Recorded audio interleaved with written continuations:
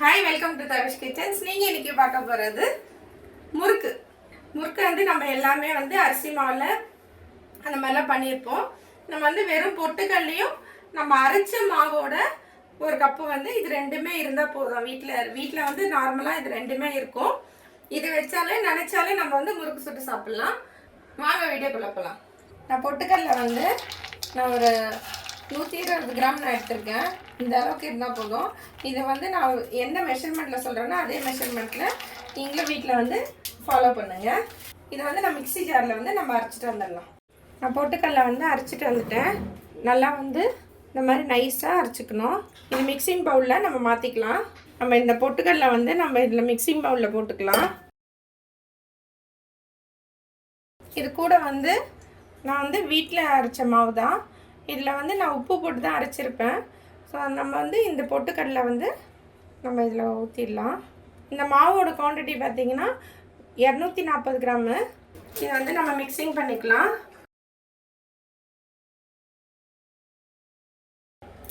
இது கூட வந்து நம்ம ஓமம் போட்டுக்கிறேன். ஸோ ஓமம் போட்டால் நல்லா வந்து வாசனையாக இருக்கும், டேஸ்ட்டாகவும் இருக்கும். இது கொஞ்சம் நல்லா கொஞ்சம் அப்படியே நசுக்கி போட்டுக்கோங்க. நல்லா மிக்ஸ் பண்ணிக்கோங்க.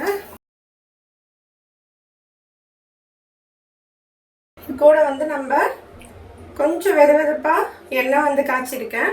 அதில் வந்து நம்ம இதில் ஊற்றிக்கலாம். நல்லா மிக்ஸ் பண்ணிக்கோங்க. நமக்கு ஆல்ரெடி வந்து மாவில் நம்ம வந்து உப்பு போட்டு தான் அரைச்சிருப்போம்.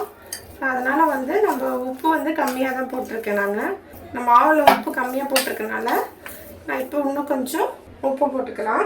இதில் கொஞ்சமாக நான் உப்பு போட்டுக்கிறேன். இதில் கொஞ்சமாக வந்து நம்மளுக்கு பெருங்காயம் போட்டுக்கலாம். ஒரு 1/4 ஸ்பூன் இருந்தால் போதும். காரத்துக்கு ஒரு 1/4 ஸ்பூனு காரத்துக்காக நான் வந்து வெறும் மிளகாத்தூள் போடுறேன். நல்லா மிக்ஸ் பண்ணிக்கோங்க. நல்லா தண்ணியெல்லாம் இருக்கக்கூடாது. ஸோ அதனால் கட்டியாக இருக்கணும். நல்லா இந்த மாதிரி ஸ்பூன் எடுத்தால் இப்படி டக்குன்னு விழக்கூடாது. நல்லா வந்து கட்டியாக இந்த பதத்தில் இருந்தால் போதும். ஏன்னா தண்ணி ஆகிடுச்சுன்னா வராது. ஸோ ரொம்ப தண்ணி ஆகிடுச்சு, கொஞ்சம் தண்ணியாக இருக்குது அப்படின்னு சொன்னிங்கன்னா நீங்கள் வேணால் அரிசி மாவு வேணால் ஒரு 2 ஸ்பூன் ஆட் பண்ணிக்கோங்க. இந்த அளவுக்கு இருந்தால் போதும். இப்போ வந்து முறுக்கு கொலை, இந்த மாதிரி முறுக்கு கொலை நான் எடுத்திருக்கேன். இதில் வந்து நம்ம கொஞ்சமாக எண்ணெய் தடவிக்கலாம். இதில் வந்து நமக்கு எந்த அச்சில் நீங்கள் செய்கிறீங்களோ அந்த அச்சுக்கு வந்து நான் கீழே போட்டிருக்கேன். இதில் வந்து நம்ம கொஞ்சமாக எண்ணெய் தடவிக்கலாம். இதில் வந்து நம்ம ஆயிலெலாம் தடவிருக்கோம். இந்த மாதிரி நம்ம ஸ்பூனில் எடுத்து இதில் போட்டுக்கலாம்.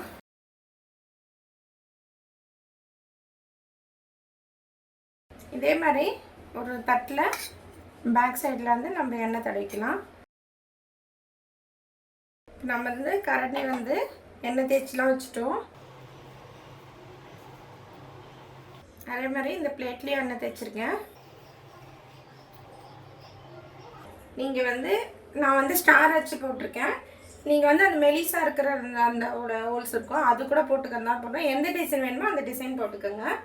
இது வந்து நம்ம ஆயிலில் விட்டு எடுத்துடலாம். நான் கடாயில் நான் எண்ணெய் சூடு பண்ணி வச்சுருக்கேன். கொஞ்சமாக வந்து நம்மளுக்கு எண்ணெய் சூடாகிடுச்சா, நிறைய சூடாக இருந்துச்சுன்னா நம்மளுக்கு அந்த கலர் ரொம்ப மாறிடும். அதனால் திட்டமான சூட்டுக்கு வரணுன்னா நம்ம கொஞ்சமாக மாவு எடுத்து விடலாம். இந்த பதத்தில் போதும். ஸ்லோ ஃப்ளேம்லேயே வச்சுக்கோங்க.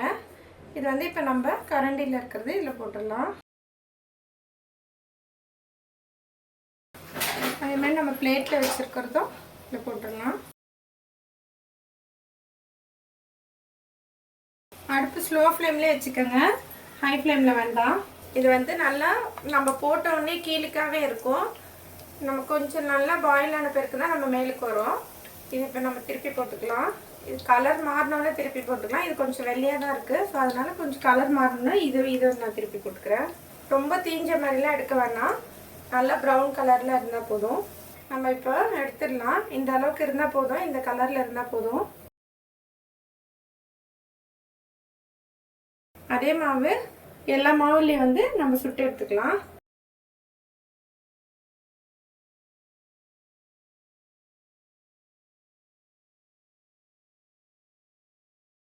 இது ரெண்டு வந்து நம்மளுக்கு தேவையானது கலர் வந்துருச்சு.